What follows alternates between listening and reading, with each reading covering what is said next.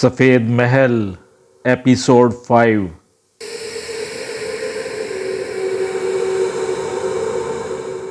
اس کی آمد کی خبر سن کر قبیلے کے خاصے لوگ اکٹھے ہو گئے تھے۔ ان میں سے ایک بزرگ شخص آگے بڑھا اور اس نے کامران کے قریب پہنچ کر اس کے سر پر 3 بار مخصوص انداز میں ہاتھ پھیرا۔ اس طرح سے ہاتھ پھیرنا کسی موت کی علامت تھا اور تعزیت کا اظہار۔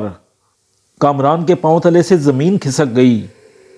بیٹا، ہم سب مرنے کے لیے پیدا ہوئے ہیں، صبر کرنا، صبر کے سوا کوئی چارہ نہیں۔ یہ کہہ کر وہ شخص پیچھے ہٹ گیا۔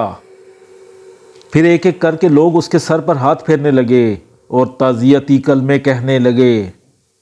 ابھی تک کامران صرف اتنا جان سکا تھا کہ کسی کا انتقال ہو گیا ہے۔ کس کی موت ہوئی ہے یہ اسے کوئی نہیں بتا رہا تھا۔ نیلابو اور نیلابو کے باپ کے سوا اس دنیا میں اس کا تھا ہی کون؟ کیا نیلابو کا باپ انتقال کر گیا؟ لیکن تعزیت کرنے کا انداز یہ بتاتا تھا کہ کوئی اور ہی المناک موت واقع ہوئی ہے۔ کیا نیلابو؟ اس سے آگے وہ نہ سوچ سکا۔ کامران اپنے سر کی طرف بڑھتے ہاتھ روکتا، لوگوں کی پیٹھ چھاڑتا، اپنے چونپڑے کی طرف تیزی سے بھاگا۔ چونپڑے کے قریب پہنچ کر وہ ایک لمحے کو ٹھٹک گیا۔ وہاں چونپڑا نہ تھا، وہاں تو راکھ کا ڈھیر تھا اور اس راکھ کے ڈھیر پر کوئی جھلسا ہوا وجود لیٹا تھا۔ یہ وجود نیلابو کے باپ کا تھا۔ نیلابو کا دور دور تک پتہ نہ تھا۔ بابا، یہ سب کیا ہے؟ نیلابو کہاں ہے؟ کامران بے قراری سے بولا۔ نیلابو کے باپ نے بڑی مشکل سے اپنی آنکھیں کھولیں۔ اس کا جسم جگہ جگہ سے جھلسا ہوا تھا، وہ شدید زخمی تھا۔ کامران کو پہچان کر نیلابو کے باپ نے اٹھنے کی کوشش کی لیکن وہ اٹھ نہ سکا۔ وہ بڑی نکاہت سے بولا، کامران، تم کہاں تھے؟ تمہارے جاتے ہی اسی رات ملکہ شاتو کے سواروں نے اس گھر کو آگ لگا دی۔ نیلابو کو زندہ جلا دیا گیا۔ میں نے اسے بہت بچانے کی کوشش کی لیکن بچا نہ سکا۔ ملکہ شاتو کے سواروں نے اسے بچانے نہ دیا۔ وہ بڑی اذیت میں مری۔ کاش اس کی جگہ میں مر جاتا۔ مرتے دم تک وہ تمہارا نام لے لے کر تمہیں پکارتی رہی، پر تم کہاں تھے؟ تم ہوتے بھی تو کیا کر لیتے؟ ملکہ شاتو کے سواروں کے آگے کس کی چلی ہے؟ نیلابو کا باپ جانے کیا کیا کہے جا رہا تھا لیکن کامران کو کچھ نہیں سنائی دے رہا تھا۔ اس کے ذہن میں آندھیاں چل رہی تھیں، دھماکے ہو رہے تھے، غم و غصہ اسے پاگل کیے دے رہا تھا۔ وہ دھیرے دھیرے نیلابو کے جلے ہوئے وجود کی طرف بڑھا۔ اس نے کالی کوئلہ کی جلی ہوئی اکڑی لاش کو اپنے ہاتھوں میں اٹھایا اور دایاں پاؤں زمین پر مار کر بولا، سائری دیوتا کی قسم، اس ظلم کا بدلہ ضرور لوں گا۔ جب کامران نے نیلابو کی لاش کو نیلابو کے باپ کے پاس رکھا تو نیلابو کا باپ بھی اپنی بیٹی کے پاس پہنچ چکا تھا۔ او بابا، تم بھی ساتھ چھوڑ گئے؟ یرکان قبیلے کے رسم و رواج کے مطابق دونوں لاشوں کو دفنا دیا گیا۔ تدفین کے بعد جب وہ قبیلے والوں کے ساتھ واپس لوٹ رہا تھا تو کئی نوجوانوں نے اسے اپنی خدمات پیش کیں کہ اگر وہ ملکہ شاتو سے انتقام لینا چاہے تو وہ اس کے ساتھ ہیں۔ کامران نے ان کی اس پیشکش کا تہہ دل سے شکریہ ادا کیا اور بتایا کہ وہ اکیلا ہی ملکہ شاتو سے نمٹنے کی قسم کھا چکا ہے۔ ملکہ شاتو سے انتقام لینا آسان نہ تھا، وہ خود مجسم انتقام تھی، قہر تھی، بلا تھی۔ اس کے نام ہی سے لوگوں پر لرزہ طاری ہو جاتا تھا۔ لیکن کامران ملکہ شاتو کو بہت قریب سے دیکھ چکا تھا۔ وہ اس کے جسم کے روئیں روئیں سے واقف تھا۔ اس پر ملکہ شاتو کی ذرا بھی ہیبت نہ تھی۔ مسئلہ صرف اتنا تھا کہ وہ شاہی محل تک پہنچے کیسے؟ لیکن یہ مسئلہ خود بخود حل ہو گیا۔ کامران کی آمد کی اطلاع آنن فانن شاہی محل تک جا پہنچی۔ وہاں سے اس کی فوری گرفتاری کے احکامات جاری ہوئے اور ملکہ شاتو کے سوار تعمیل حکم کے لیے بستی آ پہنچے۔ ملکہ شاتو کے سواروں کے بستی میں داخل ہوتے ہی بستی کے نوجوانوں نے کامران کو ہوشیار کر دیا۔ کامران، ملکہ شاتو کے کتے آ پہنچے ہیں، وہ تمہیں تلاش کرتے پھر رہے ہیں۔ آنے دو، کامران نے بلا خوف و جھجک کہا۔ میں تو خود گرفتار ہونا چاہتا ہوں کہ شاہی محل میں داخلے کا اس کے سوا کوئی حل نہیں، لیکن اگر یہ کتے تمہیں شاہی محل لے جانے کی بجائے راستے میں ہی موت کے گھاٹ اتار جائیں تو پھر کیا ہوگا؟ نہیں، ایسا نہیں ہو سکتا۔ ملکہ شاتو مجھے مروانے سے پہلے ایک نظر دیکھنا ضرور چاہے گی۔ صحرائے سرخ سے زندہ سلامت واپسی کسی غیر انسان ہی کی ہو سکتی ہے۔ کامران نے مسکراتے ہوئے کہا، آؤ میرے ساتھ، ہم خود ہی ان کتوں کی تلاش میں نکل پڑتے ہیں۔ دیکھتے ہیں ملکہ شاتو کے سوار میرے ساتھ کیا رویہ اختیار کرتے ہیں۔ بستی کے ایک موڑ پر شاہی سواروں اور کامران کی مد بھیڑ ہو گئی۔ کامران کے ساتھ بستی کے کئی نوجوان تھے۔ کون ہو تم لوگ؟ ملکہ شاتو کے ایک سوار نے پوچھا۔ وہ جس کی تمہیں تلاش ہے۔ کامران اندھیرے میں سینہ تانے کھڑا تھا۔ تب ملکہ شاتو کا ایک سوار آگے بڑھا۔ اس نے مشعل کی روشنی میں کامران کا چہرہ دیکھا تو ایک لمحے کو اسے سانپ سونگھ گیا۔ یہ وہی دستہ تھا جو اسے صحرائے سرخ کے حوالے کر کے آیا تھا۔ تم واقعی زندہ ہو؟ تم زندہ کیسے بچ گئے؟ ناممکن ہے، ناممکن ہے یہ بات۔ حیرت ہی حیرت۔ کامران نے اس سرخ رومال والے سوار کے چہرے پر بے یقینی کے آثار دیکھے۔ وہ مسکرا دیا۔ ان کی حیرت بجا تھی۔ صحرائے سرخ سے واپسی اور وہ بھی اس صورت میں کہ آدمی بندھا ہوا ہو، ناممکن تھی، قطعی ناممکن۔ ان سواروں پر اسے دیکھ کر ایک خوف کی سی کیفیت طاری ہو گئی تھی۔ تمہیں ہمارے ساتھ چلنا ہوگا، سرخ رومال والے نے کرخت لہجے میں کہا۔ کہاں؟ کامران نے پوچھا۔ ملکہ شاتو کے حضور، سرخ رومال والے سوار نے اسے بتایا۔ ٹھیک ہے چلو۔ کرچنا، اس کے ہاتھ باندھ کر اسے گھوڑے پر بٹھا دو، حکم ہوا۔ ہاتھ باندھنے کی ضرورت نہیں، میں کہیں نہیں بھاگوں گا۔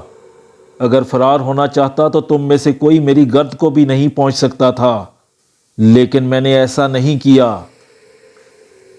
جو شخص صحرائے سرخ سے صاف بچ نکلے اس پر بھروسہ نہیں کیا جا سکتا۔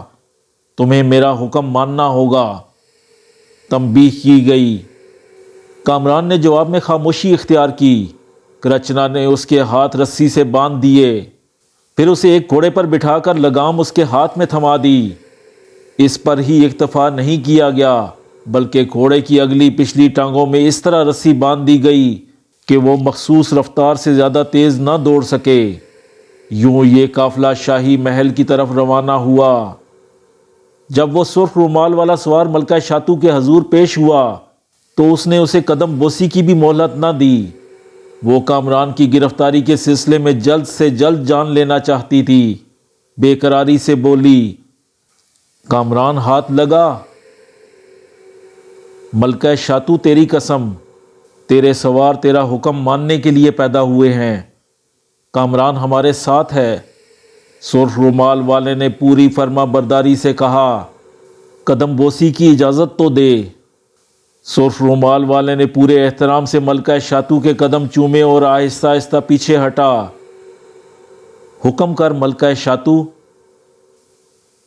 کامران کو کال کوٹڑی میں ڈال دو۔ ملکہ شاتو نے اپنے ہونٹوں کو سختی سے پھینچتے ہوئے حکم دیا، اور کھانا پینا بالکل بند۔ سرخ رومال والا ملکہ شاتو کا حکم سن کر الٹے قدموں واپس ہوا۔ باہر کھڑے سواروں کو اس نے اپنے ساتھ آنے کا اشارہ کیا۔ کامران سر چکائے ان کے ساتھ چل دیا۔ شرف باریابی نہ بخشے جانے پر اسے حیرت تھی۔ سواروں نے کامران کو داروغہ زنداں کے حوالے کر کے ملکہ شاتو کا حکم سنایا۔ داروغہ زنداں، جو ایک لہیم شہیم چیچک روح شخص تھا، اس نے نیچے سے اوپر تک کامران کو بغور دیکھا اور بولا، ٹھیک ہے۔ اس چیچک روح شخص نے زنداں کا دروازہ کھولا اور کامران کو اندر داخل ہونے کا اشارہ کیا۔ کامران کے پاس حکم ماننے کے سوا کوئی چارہ نہ تھا۔ ملکہ شاتو کے سواروں کے جانے کے بعد جب اسے ایک اندھیری کوٹڑی میں بند کیا جا رہا تھا تو کامران نے داروغہ زنداں سے کہا تھا، میں ملکہ شاتو سے ملنا چاہتا ہوں، صرف ایک بار۔ فی الحال تو تم اس کال کوٹڑی کی سیر کرو اور ہوا کھاؤ۔ داروغہ زندان نے جھٹکے سے کوٹڑی کا دروازہ بند کیا اور تالا لگا کر واپس ہو گیا۔ کامران نے گھوم پھر کر اس تاریک کوٹڑی کا طول و عرض ناپا، اس کی دیواروں کی مضبوطی اور فرش کی پختگی کا اندازہ کیا اور صبر و شکر کر کے کوٹڑی کے فرش پر بیٹھ گیا۔ یہ کوٹڑی اتنی تنگ تھی کہ اس میں پاؤں پھیلا کر بھی نہیں لیٹا جا سکتا تھا۔ دوسرے دن شام کو اس کی کوٹڑی کا تالا کھولا گیا اور اس سے باہر نکلنے کو کہا گیا۔ وہ باہر نکلا تو اسے زندان کے ایک کشادہ کمرے میں بٹھایا گیا۔ ملکہ شاتو تم سے ملنے آ رہی ہے، اسے بتایا گیا۔ چند ہی لمحوں میں ملکہ شاتو اپنے سواروں کے ساتھ آ پہنچی۔ وہ دھیرے دھیرے مسکراتی ہوئی اس کی طرف بڑھی۔ کامران نے اسے نگاہیں اٹھا کر دیکھا۔ اس کا جی چاہا کہ اسی لمحے ملکہ شاتو کا حساب کتاب چکتا کر دے، لیکن ابھی اس کا وقت نہیں آیا تھا۔ اس نے اندر کے کامران کو تھپکی دی، ذرا صبر، تم نے نافرمانی کر کے خود کو مٹی میں ملا لیا۔ ملکہ شاتو کہہ رہی تھی۔ تم نے دیکھا کہ ملکہ شاتو کا کہنا نہ مان کر تم نے اپنی بیوی، اپنا گھر، اپنی گھوڑی کو ہاتھ سے گنوا دیا اور خود صحرائے سرخ کی اذیتوں میں مبتلا ہوئے۔ یہ تمہاری خوش قسمتی کہ تم صحرائے سرخ سے زندہ سلامت واپس آ گئے۔ اچھا ہی ہوا، اب تم تمام عمر اس کال کوٹڑی میں رہو گے اور ملکہ شاتو کا عذاب تم پر نازل ہوتا رہے گا۔ یہ کہہ کر وہ واپس مڑی اور تمکنت سے چلتی ہوئی زندان سے نکل گئی۔ اس چیچک روح شخص نے اسے اٹھنے کا اشارہ کیا اور کچھ ہی دیر میں پھر سے اسے تنگ و تاریک کوٹڑی میں بند کر دیا گیا۔ پھر 5 دن تک کسی نے اس کا حال نہ پوچھا۔ بھوک و پیاس نے اسے نڈھال کر دیا تھا۔ کھڑا ہوتا تو چکرا کر زمین پر گر جاتا، سر اٹھاتا تو منو وزنی محسوس ہوتا، کانوں میں سیٹیاں سی بجتیں، ہر وقت شائیں شائیں کی آوازیں سنائی دیتیں۔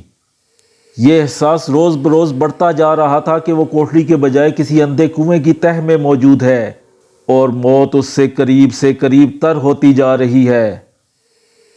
چھٹی رات اس نے بہت سے قدموں کی آواز سنی۔ یہ قدم اس کوٹڑی کے سامنے آ کر رک گئے۔ تالا کھولا گیا۔ مشل کی روشنی میں کامران کو دیکھا گیا۔ اسے نڈھال دیکھ کر ملکہ شاتو کے ایک سوار نے اسے زور سے ہلایا۔ اٹھو۔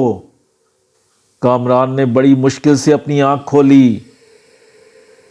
اٹھو، ہم تمہیں لینے آئے ہیں، چل کر نہا لو، تمہارے نہانے کا پانی گرم ہو چکا ہے، ایک سوار نے اس کے قریب بیٹھ کر بتایا۔ نہا لوں میں؟ کامران پر نیم بے ہوشی طاری تھی۔ اس وقت کیا بجا ہے؟ 12 بجے ہیں۔ رات کے یا دن کے؟ رات کے۔ یہ کہہ کر ملکہ شاتو کے سواروں نے اسے سہارا دے کر اٹھایا۔ مجھے کیوں نہلانا چاہتے ہو؟ کامران نے بڑی نقاہت سے پوچھا۔ شاید تمہارا آخری وقت آ پہنچا ہے، داروغہ زندان نے بڑے پر اسرار انداز میں کہا۔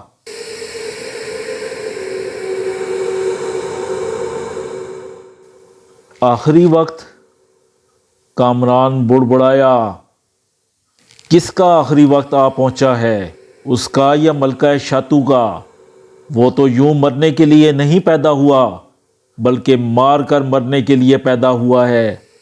وہ ملکہ شاتو کو مار کر ہی مرے گا، اس نے خود اعتمادی سے سوچا۔ ملکہ شاتو کے سواروں نے اسے زندان سے نکال کر کنیزوں کے حوالے کر دیا۔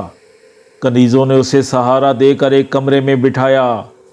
بھوک کے مارے اس کی جان نکلی جا رہی تھی، ہاتھ پاؤں بے دم ہو چکے تھے، آنکھوں کے آگے اندھیرا چھا گیا تھا، لیکن اس نے رحم کی اپیل کرنا مناسب نہ سمجھی۔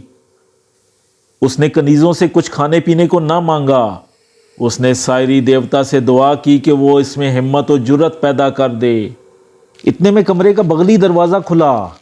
کامران نے دیکھا کہ دروازے پر ملکہ شاتو کی کنیز خاص کھڑی ہے۔ اس کے ہاتھ میں ایک بڑی سی تشتری ہے جس پر ریشمی رومال پڑا ہے۔ کنیز خاص بڑی ادا سے مسکراتی ہوئی اس کی طرف بڑھی اور نزدیک آ کر اس سے پوچھا، کیسے ہیں آپ؟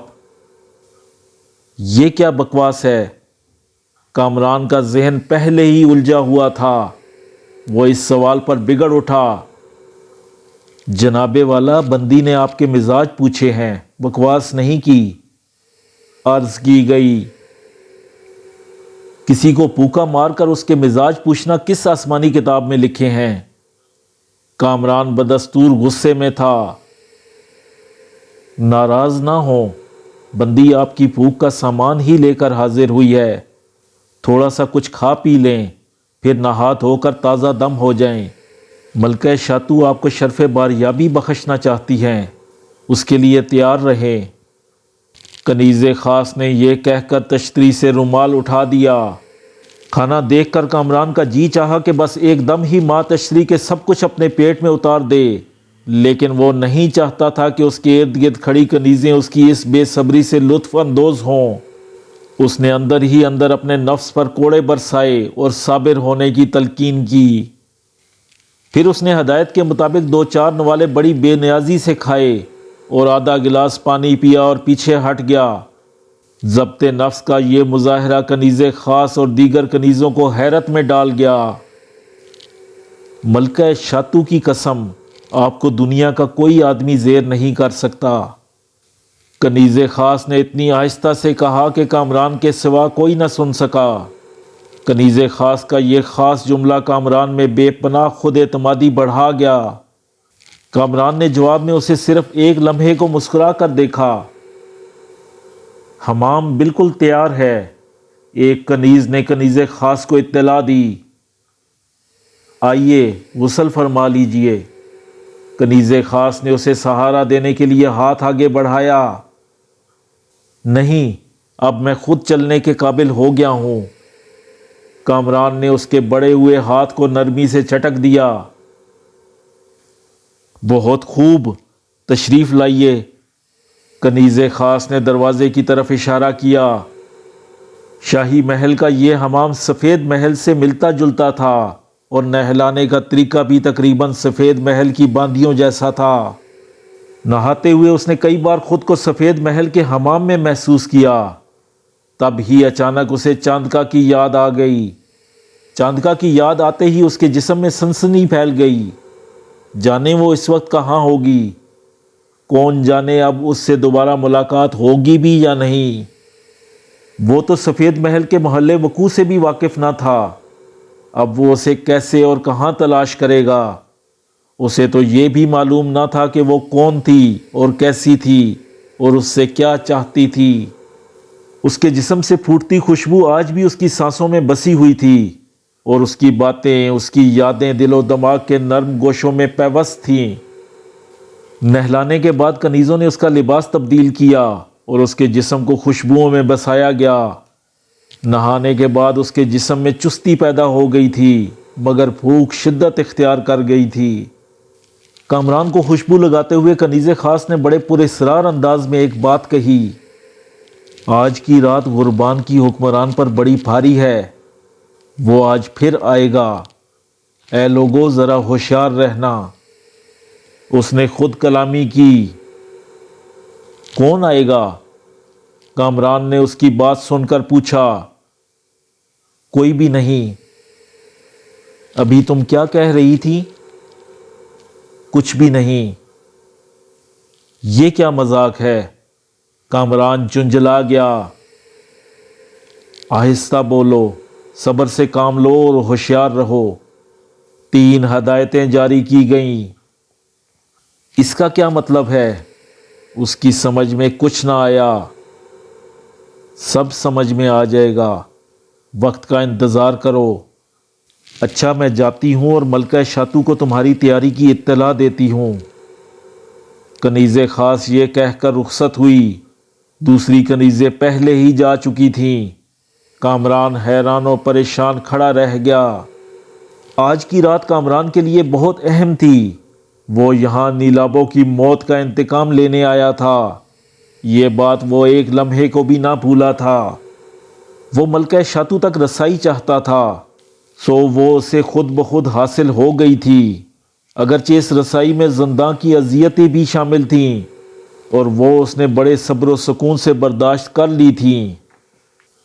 اب جب کہ اسے چند لمحوں میں شرف باریابی بخشا جا رہا تھا اور کچھ کر گزرنے کا وقت آ پہنچا تھا، تو وہ خود کو نہتہ پا رہا تھا۔ اس کے پاس کسی قسم کا اسلحہ نہ تھا، اور اس ماحول میں وہ مسلح رہ بھی نہیں سکتا تھا۔ بہرحال اس نے ملکہ شاتو کے قتل کا تہیہ کر لیا تھا، اور اسلحہ کے بغیر ہی اسے موت کے گھاٹ اتارنے کا ارادہ تھا۔ ملکہ شاتو پر اسے اتنا شدید غصہ تھا کہ اگر اس کا بس چلتا تو وہ اسے 4 گھوڑوں سے باندھ کر چروا دیتا، یا اس کے سر پر آرا چلا کر اس کے جسم کو 2 حصوں میں تقسیم کر دیتا۔ ملکہ شاتو اس سے کم سزا کی مستحق نہ تھی، لیکن یہ سب اس کے بس سے باہر تھا۔ اس کے اختیار میں جو تھا وہ کر گزرنے کے لیے تیار تھا، اور اس سلسلے میں اسے اپنی جان کی بھی پرواہ نہ تھی۔ اچانک دروازہ کھلا۔ کنیز خاص نے اطلاع دی، ملکہ شاتو آپ کی منتظر ہے، تشریف لے چلیے۔ کنیز خاص نے اطلاع دی، کیا تم جانتی ہو کہ اتنی رات گئے ملکہ شاتو نے مجھے کیوں طلب کیا ہے؟ وہ مجھ سے کیا چاہتی ہے؟ کامران نے آہستہ سے پوچھا۔ آپ بھوکے ہیں؟ یہ سوال ہے یا جواب؟ یہ سوال ہے۔ ہاں بھوکا تو ہوں، تم جانتی ہو کہ میں نے 5 دن سے کھانا نہیں کھایا ہے، اور اس وقت بھی تمہاری ہدایت کے مطابق تھوڑا سا ہی کھایا۔ اب نہایا تو بھوک نے اور شدت اختیار کر لی ہے۔ پھر جان لو کہ بھوکے کو کھانا ملے گا۔ ملکہ شاتو اچانک مجھ پر مہربان کیسے ہو گئی؟ ملکہ شاتو ایک عورت ہے اور آپ مرد۔ جان لو کہ عورت مرد کے مقابلے میں زیادہ پینترے باز ہوتی ہے۔ کوئی سازش؟ نہیں، کوئی سازش نہیں۔ میں ملکہ شاتو کی رگ رگ سے واقف ہوں۔ بس اتنا جان لو کہ وہ پھر سے مہربان ہو گئی ہے۔ وہ نہیں جانتی کہ تباہی اس کے سامنے منہ کھولے کھڑی ہے۔ کنیز خاص نے بڑی رازداری سے کہا، آئیے اب چلیں، غربان کی ملکہ آپ کی منتظر ہے۔ کامران کنیز خاص سے بہت سی باتیں کرنا چاہتا تھا، اس سے بہت کچھ پوچھنا چاہتا تھا، لیکن اس نے مزید گفتگو کا موقع ہی نہ دیا۔ وہ تیزی سے آگے بڑھتی چلی گئی۔ دروازے کے قریب پہنچ کر کنیز خاص نے کامران کو ٹھہرنے کا اشارہ کیا۔ آپ ذرا یہاں ٹھہریں، میں باریابی کی اجازت لے لوں۔ کنیز خاص اندر داخل ہوئی تو ملکہ شاتو بے چینی سے ٹہل رہی تھی، رک گئی اور بے قراری سے بولی، کہاں ہے وہ؟ تیرے دروازے پر، باریابی کا منتظر۔ اسے بھیجو۔ جو حکم ملکہ شاتو۔ اور سنو، کنیز خاص کے قدم پتھر ہو گئے، کھانے کا بھی انتظام کرو۔ بہتر، یہ کہہ کر کنیز خاص الٹے قدموں واپس ہوئی۔ جائیے۔ دروازے پر پہنچ کر اس نے پروانہ راہداری عطا کیا اور خود تیزی سے محل کی بھول بھلیوں میں گم ہو گئی۔ کامران نے سائری دیوتا کا نام لے کر دروازے میں قدم رکھا۔ آؤ کامران۔ ملکہ شاتو دروازے کے سامنے اس کی منتظر کھڑی تھی۔ کامران نے جھک کر رسم کے مطابق اس کے قدم چومنے چاہے۔ نہیں، اس کی ضرورت نہیں، اس وقت تم ہمارے مہمان ہو، آؤ اٹھو۔ ملکہ شاتو نے اس کے ہاتھ پکڑ کر اٹھنے کا اشارہ کیا۔ کامران فوراً کھڑا ہو گیا تاکہ اس کے ہاتھ ملکہ شاتو کے کرخت ہاتھوں میں زیادہ دیر نہ رہ سکیں۔ میں تمہاری منتظر تھی، میں نے ابھی تک کھانا نہیں کھایا۔ پیار بکھیرا گیا۔ غربان کی ملکہ ابھی تک بھوکی کیوں رہی؟ سیدھا سادہ سوال کیا گیا۔ تمہارے ساتھ کھانے کا ارادہ تھا، ساتھ ہی نظروں سے ترکش چھوڑا گیا۔ لیکن میں تو یہاں 5 دنوں سے ہوں، بہت گھما کر طنز ہوا۔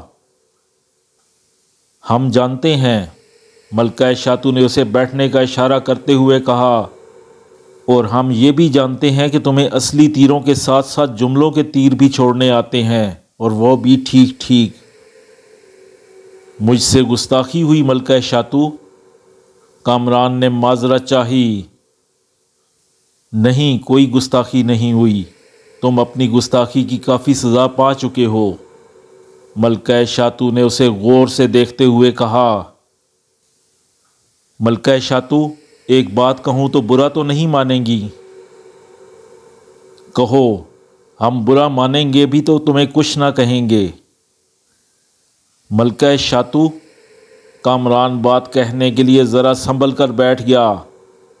تیری بات نہ مان کر گستاخی میں نے کی تھی تو اس جرم کی پاداش میں مجھے صحرائے سرخ کے حوالے بھی کر دیا تھا، لیکن میں ساتھ احترام کے پوچھتا ہوں کہ میری بیوی نیلابو نے تیرا کیا بگاڑا تھا کہ اسے نظر آتش کر دیا گیا؟ وہ ہماری سوت تھی۔ ملکہ شاتو، تو سوت کا مطلب سمجھتی ہے؟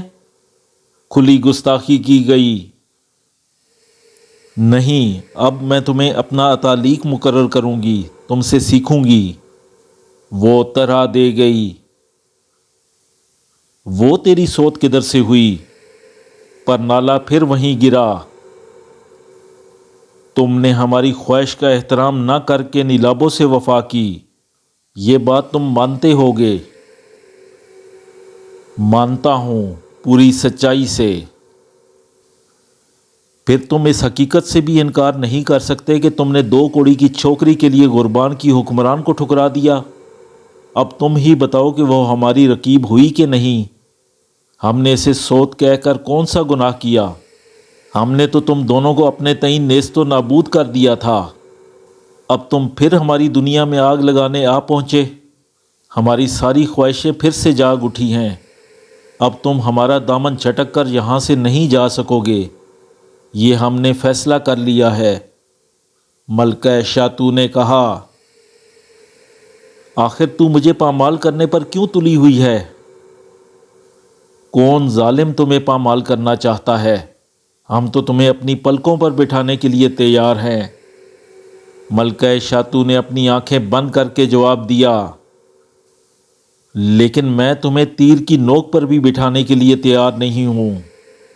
کامران نے سوچا پر زبان سے کچھ نہ کہا۔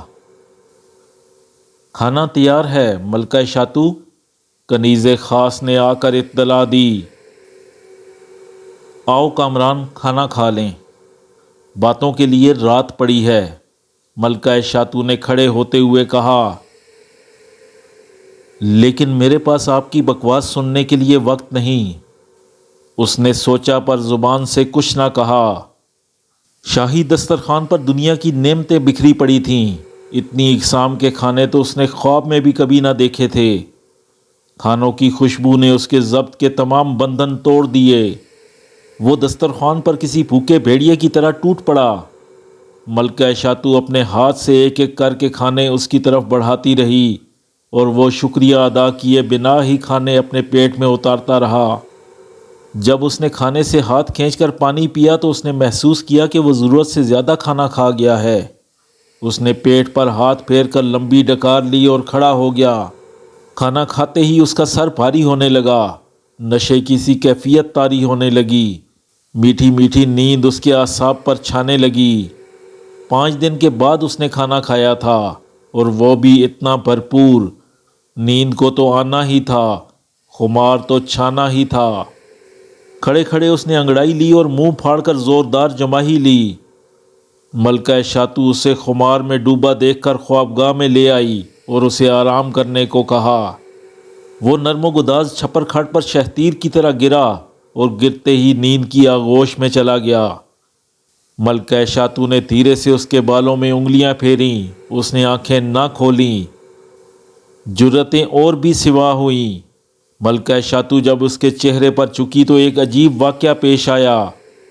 کسی نادیدہ ہاتھ نے اس کا منہ پھیر دیا۔ ملکہ شاتو نے کھڑے ہو کر چاروں طرف دیکھا، لیکن اسے کچھ نظر نہ آیا۔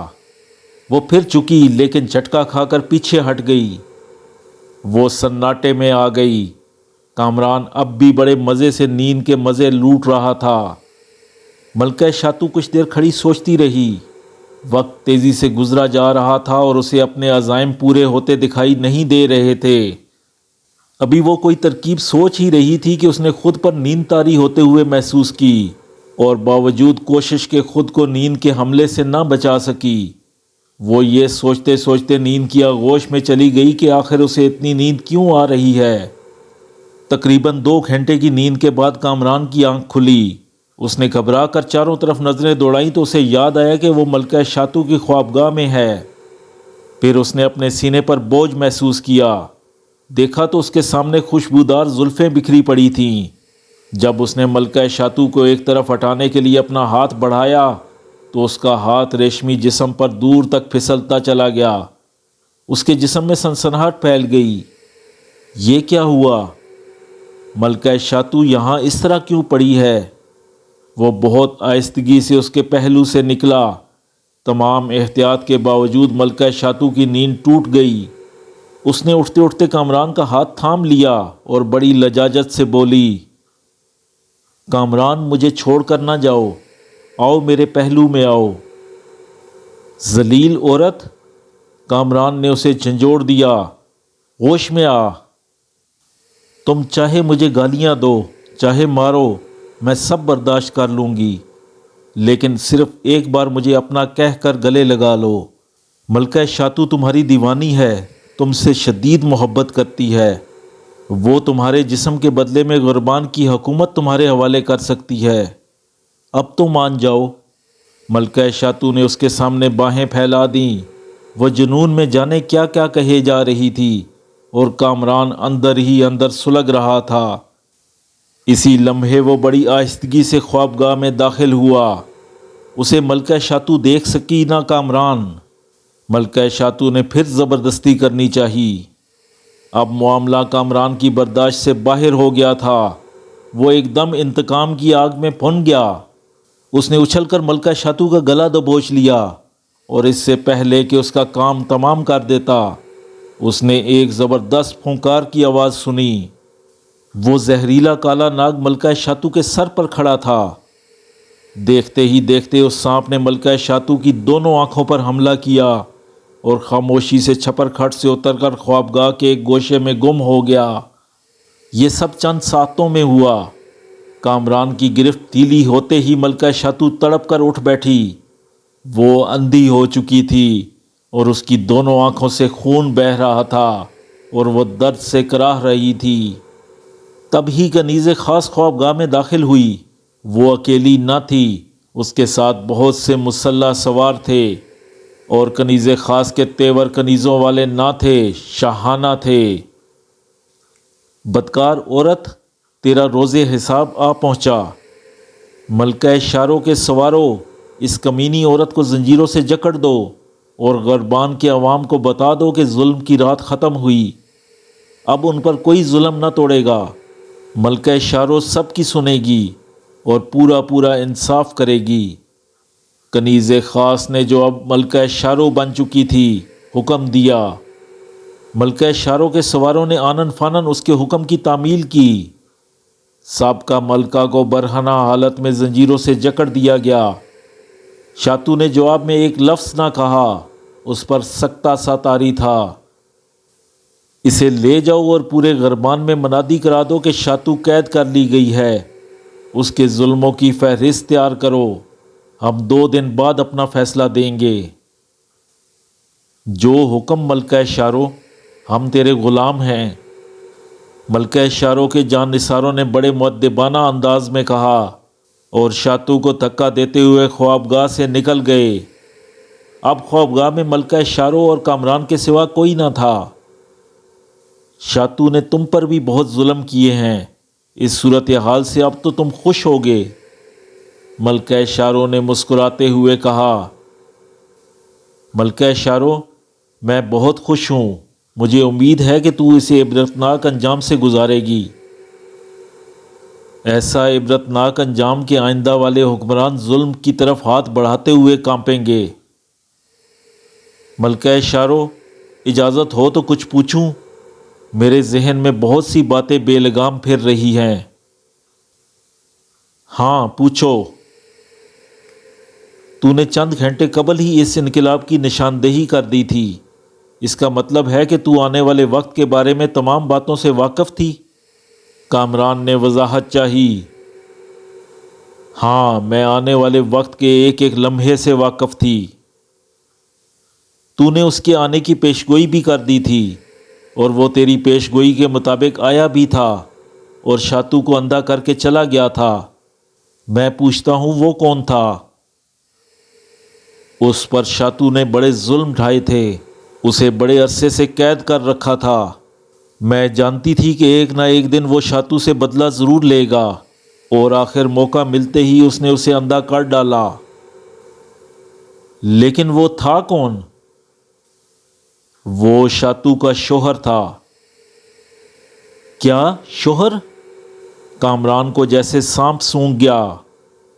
لیکن وہ ان حالوں میں پہنچا کیسے؟ شاتو نے ایک عامل کے ذریعے اسے ان حالوں میں پہنچایا۔ اب اس عامل کا انتقال ہو چکا ہے، ملکہ شارو نے بتایا۔ مجھے یاد پڑتا ہے کہ شاتو نے ملکہ بننے سے پہلے اپنے شوہر کی موت کی خبر پھیلائی تھی۔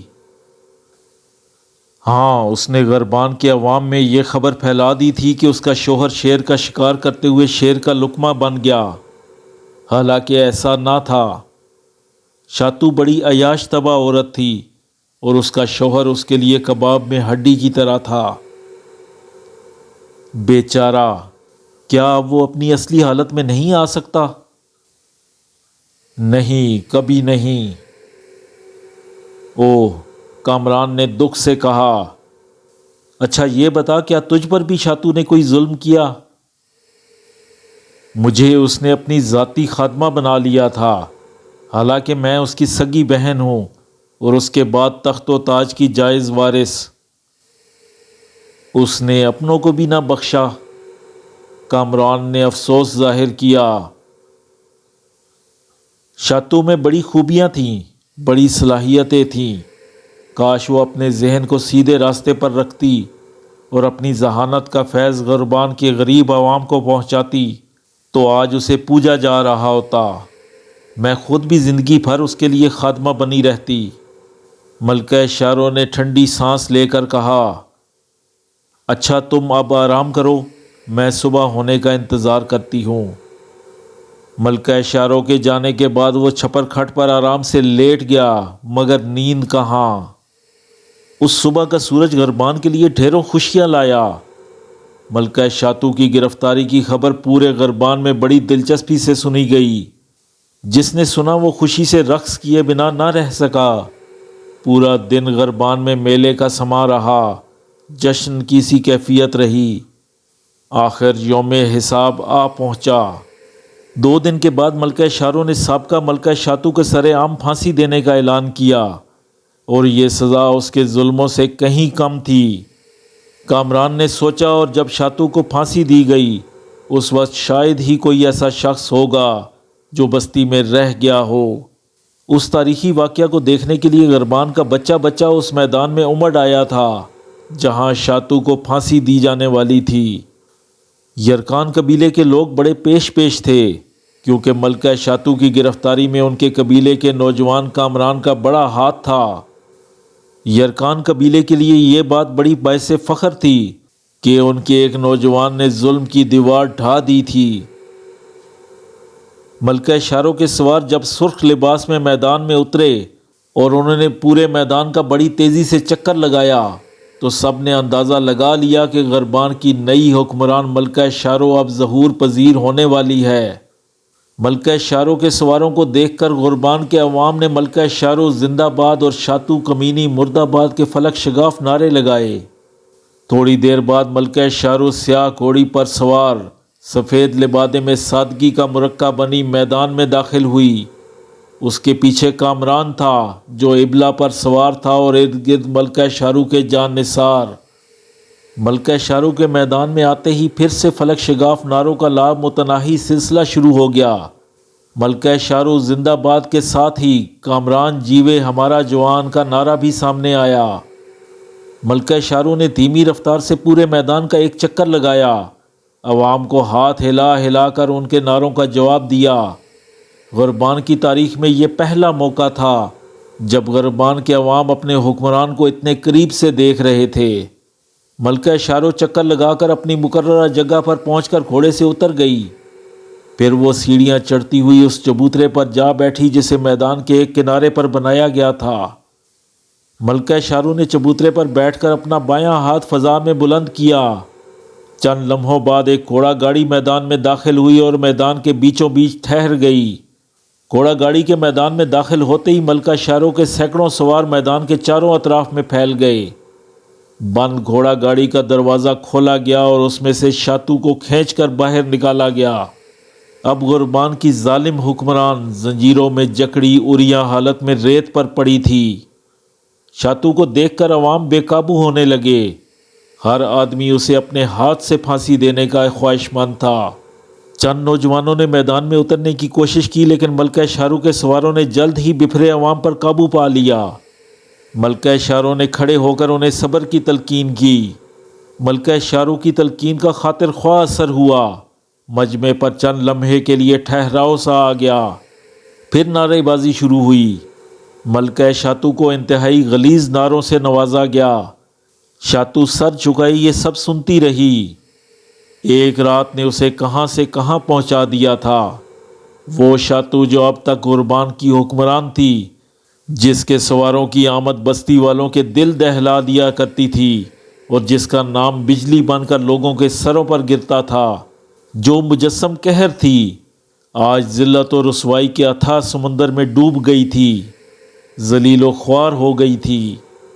ملکہ شارو کے اشارے پر ایک بزرگ صورت آدمی نے، جو غربان کا مذہبی پیشوا تھا اور جسے پہلی بار پیشوائی عطا ہوئی تھی، ملکہ شاتو کے جرائم کا کچا چھٹا بیان کیا۔ اس کے ہر جرم پر ہائے ہائے اور تف تف کے نعرے بلند ہوتے رہے اور شاتو گھٹنوں میں سر دیے ٹپ ٹپ آنسو بہاتی رہی، اور یہ آنسو شرمندگی کے نہ تھے، اپنی بے بسی پر تھے۔ وہ اتنی بے اختیار کیوں ہو گئی؟ اس کا جی چاہ رہا تھا کہ وہ ملکہ شارو کے ٹکڑے اڑا دے۔ اس کا ذہن اب بھی شکست ماننے کو تیار نہ تھا۔ اسے امید تھی جلد ہی اس کے سوار باغیوں پر قابو پا لیں گے اور وہ پھر سے ملکہ بن جائے گی۔ کیا حسین فریب تھا یہ! فرد جرم ختم ہوئی تو ملکہ شارو نے شاتو کو ٹھکانے لگانے کا اشارہ کیا۔ ایک قوی ہیکل جلاد نے 2 ریشمی رومال، جن کے ایک ایک سرے پر لوہے کے چھلے بندھے ہوئے تھے، شاتو کے گلے میں ڈالے اور رومال چھلوں سے گزارے، اور پھر ایک ایک جھٹکا دے دے کر رومال کس دیے۔ ملکہ شارو کے اشارے پر کامران میدان میں اترا اور ابلا کو تیزی سے دوڑاتا ہوا شاتو کے سر پر جا پہنچا۔ جلاد نے ایک رومال کا سرا اس کے ہاتھوں میں تھما دیا اور دوسرا اپنے ہاتھ میں لے کر کھڑا ہو گیا۔ مجمع پر اچانک سناٹا چھا گیا۔ لوگوں کے دلوں کی دھڑکنیں تیز ہو گئیں۔ ملکہ شارو چبوترے سے اتر کر سیاہ گھوڑی پر سوار شاتو کے نزدیک پہنچی۔ ملکہ شارو نے اسے بتایا کہ اسے تھوڑی دیر بعد میں پھانسی دے دی جائے گی۔ اتنی دیر میں وہ سائری دیوتا سے اپنے گناہوں کی معافی مانگ لے۔ میں نے کوئی گناہ نہیں کیا، سائری دیوتا کی قسم میں بے قصور ہوں، شاتو نے چیخ کر کہا۔ اپنی آخری خواہش بتاؤ۔ شارو کی بچی، میں تیرا کلیجہ چبانا چاہتی ہوں۔ شاتو اپنے حواسوں میں نہ تھی۔ ملکہ شارو نے جواب میں کچھ نہ کہا۔ وہ گھوڑی پر سوار ہو کر پھر سے چبوترے پر پہنچ گئی۔ چبوترے پر کھڑے ہو کر اس نے چاروں طرف نظریں دوڑائیں۔ لوگ بالکل خاموش شارو کے اشارے کے منتظر تھے۔ پھر اشارہ ہوا۔ اشارہ ملتے ہی کامران اور اس دیو ہیکل جلاد نے رومالوں کے سرے مخالف سمت میں کھینچے۔ ریشمی رومالوں کی گرفت شاتو کی گردن پر تنگ سے تنگ ہوتی گئی، یہاں تک کہ سانسوں کی آمد و رفت منقطع ہو گئی۔ شاتو کا نیچے کا سانس نیچے اور اوپر کا اوپر رہ گیا۔ چند لمحوں بعد شاتو کی گردن ایک طرف ڈھلک گئی۔ شاتو کی موت پر لوگوں نے تالیاں بجائیں، خوشی سے نعرے لگائے۔ اتنے مجمع میں ایک آنکھ بھی اس کے لیے نہیں روئی۔ ظالموں کے لیے کون روئے؟ شاتو کی لاش کو گھوڑا گاڑی میں ڈال کر مجمع کے گرد کئی چکر لگوائے گئے اور پھر اس کی لاش کو ایک درخت سے الٹا لٹکا دیا گیا۔ عہد ستم ختم ہوا، ظلم کا انجام لوگوں کو دکھا دیا گیا۔ شاتو کی لاش بڑے عرصے تک سامان عبرت رہی۔ دوسرے دن کامران ملکہ شارو سے اجازت لے کر اپنی بستی کی طرف روانہ ہوا۔ ابھی وہ شاہی محل کی حدود سے نکلا ہی تھا کہ اس نے اپنے پیچھے ٹاپوں کی آوازیں سنی۔ پیچھے مڑ کر دیکھا تو کئی گھوڑ سواروں کو اپنے تعاقب میں پایا، اور یہ سوار ملکہ شارو کے نہ تھے، شاتو کے تھے۔ کامران نے زور سے ایڑ لگائی، ابلا ہوا سے باتیں کرنے لگی۔ کچھ دیر کے لیے شاتو کے سواروں اور کامران کے درمیان فاصلہ بڑھ گیا، لیکن کچھ دیر کے لیے۔ ایک موڑ پر جب اس نے پیچھے مڑ کر دیکھا تو انہیں بالکل اپنے نزدیک پایا۔ کامران اس علاقے کے ایک ہی راستے سے واقف تھا، جبکہ شاتو کے سوار اس علاقے کے چپے چپے سے واقف تھے۔ وہ اس کے مقابلے میں مختصر راستہ اختیار کر کے اس کے سر پر آ پہنچے تھے اور خطرہ بڑھتا ہی جا رہا تھا۔